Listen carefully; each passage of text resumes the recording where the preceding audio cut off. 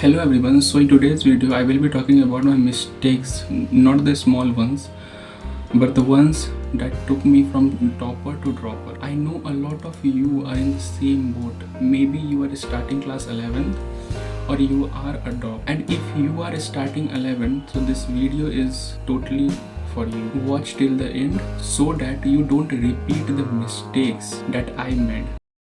I don't think you all considered this as a mistake, JEE preparation, but I think so. In ICSE, we had those Selena or Frank's book thick with endless detail, but NCERT is totally opposite. NCERT बस ये कहता है कि तुम मुझे देख के जज मत करो. Every single line in NCERT is potential JEE question, especially in chemistry. In chemistry, when you will solve the PYQs, you will see every single line is a PYQ. I switched from CBSE to ICSE.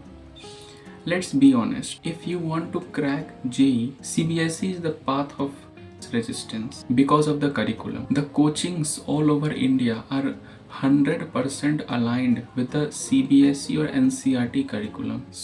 इसलिए मैंने सोचा कि चलो ICIC से CBSE में transfer कर लेते हैं 11-12 में, जिससे मुझे भी आसानी होगी पढ़ने में. लेकिन जैसा मैंने सोचा था वैसा नहीं हुआ. CBSE को मैं कभी अडेप्ट कर ही नहीं पाया, NCERT को कभी अडेप्ट करने. मुझे नहीं पता अगर मैं ISC से अभी 12th करता तो मेरे अच्छे नंबर आते कि नहीं आते, लेकिन मैं इतना ज़रूर जानता हूँ कि ये जो चेंज ऑफ बोर्ड था ये मेरे लिए गलत डिसीजन था और ये मुझे नहीं करना चाहिए. A coaching plays a major role in your preparation. Wrong coaching has the potential to kill your potential. I put lakh of rupees in offline coaching institute thinking it was best for me. लेकिन हम कभी offline coaching के pace को पकड़ ही नहीं पाए. कुछ teachers वहाँ के अच्छे थे जो अच्छे से समझाते थे, लेकिन कुछ टीचर ऐसे भी थे जो जिनका पढ़ाया मुझे समझ में ही नहीं आता था, जिसके कारण मेरे दिमाग में हमेशा एक खिचड़ी बनी रहती थी कि कैसे करूँ, क्या करूँ. और ऊपर से मैं पढ़ने पे उतना ध्यान भी नहीं देता था 11-12 में स्टार्टिंग में. And the main part is मैंने कभी इस पे ध्यान भी नहीं दिया कि कभी बैठ के सोचा ही नहीं कि मुझे किस टीचर समझ में आता है, किस टीचर समझ में नहीं आ रहा है.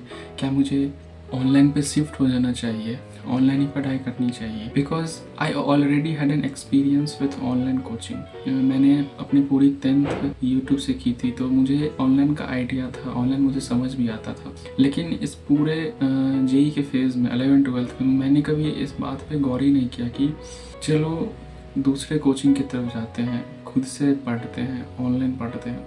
मैं हमेशा अपने कोचिंग पे ही रह गया और उतना ढंग से भी नहीं पढ़ता था. जो टीचर पढ़ाती समझ में आया, नहीं समझ में आया तो छोड़ देता था. सेल्फ स्टडी नहीं करता था. और सेल्फ स्टडी करना तो एग्ज़ाम के लिए कितना इंपॉर्टेंट होता है वो सबको पता है ही. तो यही है कि कोचिंग तो था ही, और उस पर जो मैं करता था कि पढ़ता ही नहीं था, सेल्फ स्टडी करता ही नहीं था वहाँ. तो जिसके कारण मेरा बैकलॉग भी बढ़ते जाता था. Before jumping into the JEE preparation, सब कुछ अपना प्लान कर लो कि तुम कौन से इंस्टीट्यूट से पढ़ोगे, ऑनलाइन पढ़ोगे कि ऑफलाइन पढ़ोगे. तुम्हारे अंदर अगर डिसिप्लिन है तो तुम घर पे रह के ही ऑनलाइन कोचिंग से पढ़ाई करो. और अगर तुम्हें लगता है कि तुम्हें डाउट पूछने में दिक्कत होगी तो तुम अपने सिटी के किसी भी कोचिंग में एनरोल कर लो, ऑफलाइन में पढ़ो ऑनलाइन. या फिर ऐसा कर सकते हो कि अगर तुम्हारे ऑफलाइन में अच्छे टीचर हैं फिजिक्स, केमिस्ट्री, मैथ्स के, तो पढ़ो. कोई उसमें से तुमको अगर केमिस्ट्री वहाँ समझ नहीं आता है तो ऑनलाइन किसी का बैच ले लो, ऑनलाइन पढ़ो. तो तुम डाउट ऑफलाइन पूछ लो, पढ़ाई ऑनलाइन करो, तो तुम्हारा अच्छे से रहेगा मैनेज. या तुम ये भी कर सकते हो कि अगर तुम्हें ऑनलाइन बिल्कुल ही समझ में नहीं आता है तो अच्छे किसी ऑफलाइन इंस्टीट्यूट में जाओ. ऐसे इंस्टीट्यूट में मत जाना जहाँ पे बहुत सारे बच्चे भरे होते हैं, वो तुम पे कभी भी ध्यान नहीं दे पाएंगे. वैसे पढ़ना तो तुम ही को है, तुम ही को अपने आप को समझाना पड़ेगा कि इस 2 साल मुझे अच्छे से पढ़ना है, कोई भी डिस्ट्रैक्शन की तरफ नहीं जाना है. तो choose your coaching wisely. 11th के स्टार्टिंग में सब अपने स्लो फेज़ में होते हैं और मैं भी उसी स्लो फेज़ में था. मैं सोचता था कि धीरे धीरे अपने ट्रैक पे आ जाऊंगा. मेरे पास सारे मॉड्यूल थे, अच्छे मॉड्यूल थे जिससे मैं JEE क्रैक कर सकता था. लेकिन वो जो 11th का जो स्टार्टिंग वाला महीना स्टार्टिंग का महीना जो होता है, 4-5 महीना स्टार्टिंग, अगर उसमें तुम अगर फुल डेडिकेशन से पढ़ाई करते हो तो तुम्हारा पूरा 11th अच्छे से चला जाता। मेरा स्टार्टिंग का जो 4-5 महीना ही था वही थोड़ा गड़बड़ हो गया था, बिकॉज मैंने कोचिंग में तो इनरोल स्टार्टिंग में ही करा लिया था, लेकिन जो क्लास जाना उसके 2-3 हफ्ते बाद शुरू किया, क्योंकि दूसरे स्टेट में था तो प्रिपरेशन करने में टाइम लग गया। और जब मैं गया तो मोल कॉन्सेप्ट या कुछ स्टार्टिंग के पहले चैप्टर हो चुके थे, तो उसको कवर करने में मुझे टाइम लग गया। और जब मैंने इसको कवर किया तो आगे ज़्यादा बहुत पढ़ाई हो गया था। तो स्टार्टिंग से ही मुझे दिक्कतें होना शुरू हो गई कि मैं कैसे कवर अप करूं, कैसे स्टार्ट करूं, कहां से स्टार्ट करूं, कैसे सब कुछ मैनेज करूं। वही स्टार्टिंग से ही मेरा वो पिलर ही हिल गया था, जिसके कारण मुझे बहुत दिक्कत हो रही थी पढ़ाई करने में वहाँ पे। और मैं कभी उतना सीरियस भी नहीं हो पाया पढ़ाई को लेके, पता नहीं क्यों। So it's my humble request to utilize your 4 to 5 month, starting के 4 to 5 मंथ वाइजली। मैं नहीं चाहता कि मेरी गलती तुम लोग दोहराओ फिर से और तुम लोग को रिग्रेट हो वापस। जब मेरा 11th खत्म हुआ था तो मुझे ऐसा लग रहा था कि मेरा सिलेबस कंप्लीट है, तो 12th में और अच्छे से पढ़ाई करूंगा। लेकिन रियलिटी कुछ अलग था, मेरा 11th उतने अच्छे से प्रिपेयर नहीं था। और जब मैं 12th में गया तो मैं इस माइंडसेट से तो गया था कि मैं अच्छे से पढ़ाई करूंगा, लेकिन मेरा बेस ही हिला हुआ था। तो मुझे 12th भी स्टार्टिंग के चैप्टर समझ में आए, लेकिन फिर वो एंड तक जाते तक वो भी 12th भी हिलने लगा, जिसके कारण मेरा 11th 12th खराब चला। सो 11th पे फोकस करो। 11th के चैप्टर तुमको स्टार्टिंग में थोड़ा हार्ड लगेंगे, लेकिन एक बार तुम 12th में चले जाओगे तुम्हें 11th इजी लगने लगे। उस माइंडसेट से चलो कि चलो इजी है, थोड़ा टाइम देंगे। अगर कोई सब्जेक्ट समझ में नहीं आता तो उसको टाइम दो, छोड़ दो। केमिस्ट्री एक दिन नहीं पढ़ोगे चलेगा, लेकिन अगर तुम फिजिक्स में कोई चैप्टर समझ में नहीं आता तो टाइम दो, उसको समझो, रट्टा नहीं मारो। एक गलती मैं ये भी करता था कि मैं हर चीज़ को रटने के हिसाब से पढ़ता था कि अगर नहीं समझ में आ रहा है तो रट। और ये भी एक सबसे बड़ी मिस्टेक थी मेरी कि मैं हर चीज़ को इस नज़र से देखता था कि मैं रट लूँगा। ये भी रीज़न हो सकता है कि मेरा जेई नहीं हुआ, रट्टाफिकेशन से दूर रहना।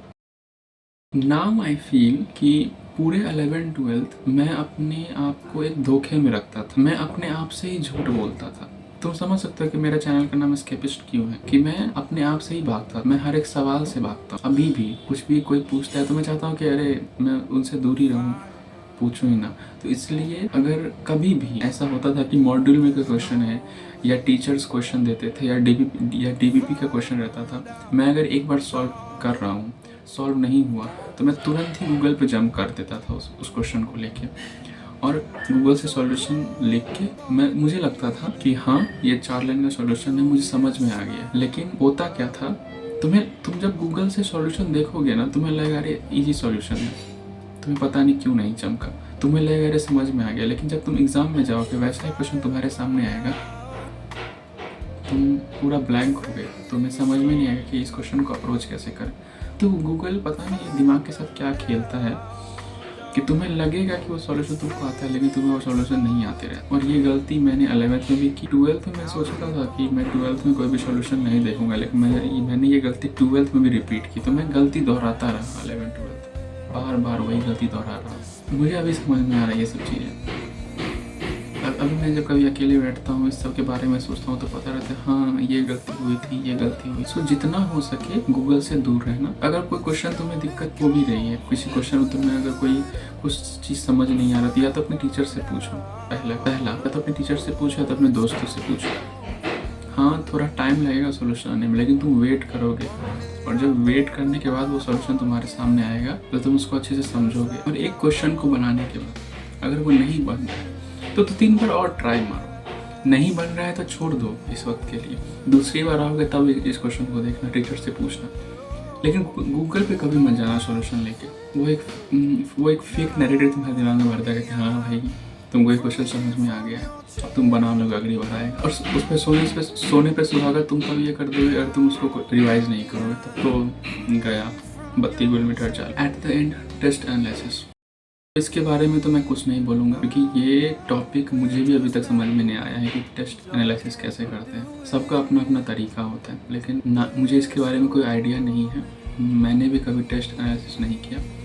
मैं बस ये करता था कि अगर मेरा टेस्ट देने का मूड नहीं है और वो मेरा वो चैप्टर कंप्लीट है या फुल सिलेबस, तो मैंने पहले कोई मॉक दिया हुआ है तो उसको मैं सॉल्यूशन पीडीएफ जो होता है उसको मैं बस देखने बैठ जाता था और उसको फिर से देखता था सारे क्वेश्चन। मैं तो यही करता था और तुम लोग जैसे करोगे अपना डिसाइड कर लेना, यूट्यूब पे देख लेना कुछ। आई होप जो भी फ्रेशर हैं जो 11th अभी एंटर ही किए हैं वो ये वीडियो देख के कुछ सीखे, कुछ समझे और वो गलतियाँ ना करे जो मैंने की। Hope you all do well in your life. मैं भी अब कॉलेज ढूंढ रहा हूँ, कोई कॉलेज जाऊँगा, गवर्नमेंट कॉलेज ही, कोई कॉलेज तो अब जाना ही है, तो मैं बस कॉलेज ढूंढ रहा हूँ और तो कुछ है नहीं। और कुछ प्राइवेट एग्ज़ाम के फॉर्म भरे थे तो उसकी प्रिपरेशन। चलो मिलते हैं तब नेक्स्ट वीडियो में। Bye bye.